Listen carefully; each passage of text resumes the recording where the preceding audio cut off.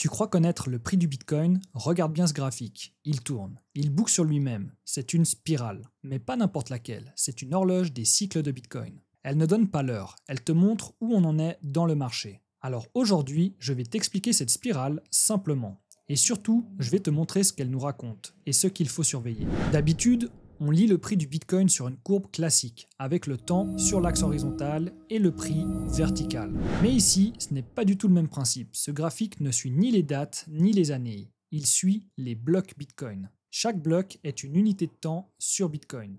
Il y en a toutes les 10 minutes, comme un battement de cœur. Et tous les 210 000 blocs, soit environ 4 ans, il se passe un truc essentiel, le halving. C'est quand la récompense des mineurs est divisée par 2.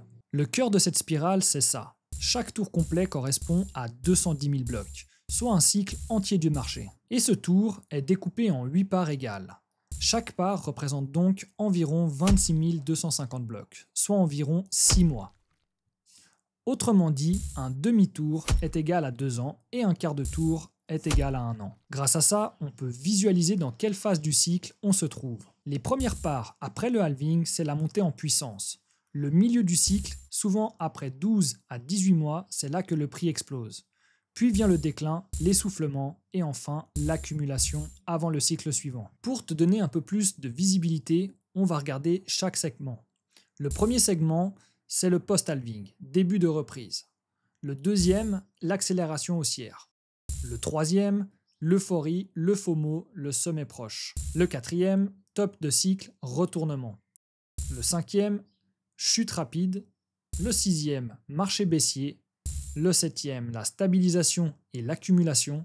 Et enfin le huitième, dernière phase avant le nouveau halving. Sur la spirale, les cercles orange marquent les moments des halvings en 2012, 2016, 2020 et tout récemment en avril 2024. Et ce qui est frappant, c'est que 18 à 12 mois après chaque halving, on voit apparaître un point vert, un top historique. C'est presque une mécanique. Halving, montée lente, FOMO, explosion, crash, accumulation, nouveau halving et ça recommence. Ensuite, sur la spirale, tu verras aussi des points rouges. Ce sont les moments où le marché s'est effondré. Bull trap, bear market, capitulation.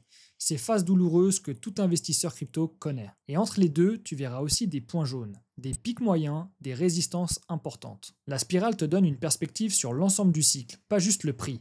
Elle te dit aussi, attention, là t'es peut-être un peu haut ou un peu tôt. Mais attention, ce graphique est puissant, mais il ne fait pas de prédiction.